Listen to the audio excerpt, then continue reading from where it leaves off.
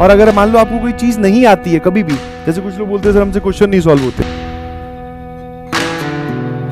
कुछ लोग बोलते हैं हमसे क्वेश्चन नहीं सॉल्व होते, कोई बात नहीं, क्वेश्चन ना सॉल्व होना कोई बुरी बात नहीं है, बहुत सारे लोगों से नहीं होते। इनफैक्ट मैं आपको अंदर की बात बताऊं, जितने भी टीचर्स आपको पढ़ा रहे हैं इनके आगे भी ऐसे बहुत सारे सवाल आते हैं साल भर में जो उनसे पहली बार में नहीं सॉल्व होते। टीचर्स की बात कर रहा हूं मैं, तुम तो फिर भी बच्चे हो भाई,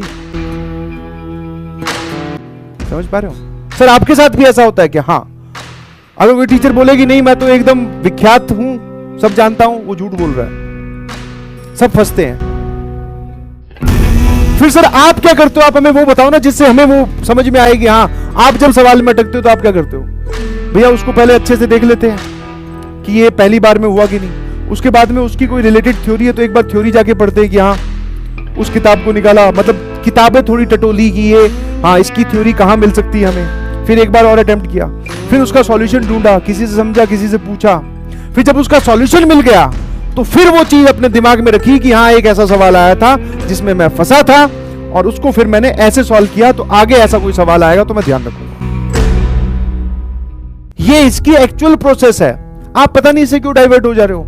you are thinking like this कि यहां पर हम पढ़ाएंगे, सवाल देखेंगे और हम ऑप्शन टिक कर देंगे, ऐसा कभी नहीं होगा जी।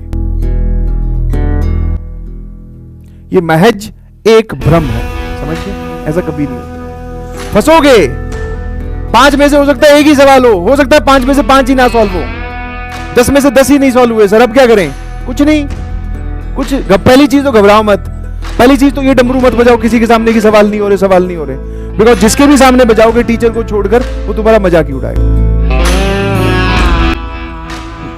बोले ठीक अच्छा है नहीं हो रहे, कंपटीशन से बाहर, बोले बेवकूफ है तू, मन ही मन में ये सोचेगा। आप जब उनका सॉल्यूशन देखो तो ये जरूर देखा करो कि आप किस वजह से अटक रहे हो।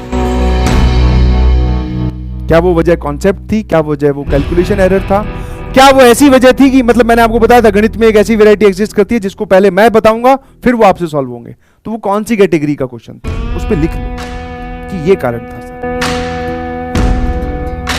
समझ गए? हाँ, जैसे जैसे आप ये कारण नोट करते जाओगे अपने दिमाग में एज वेल एज अपनी कॉपी में, देखना सवाल सॉल्व होने स्टार्ट होंगे। हाँ है ना? हाँ, ठीक है, समझे कि नहीं समझे?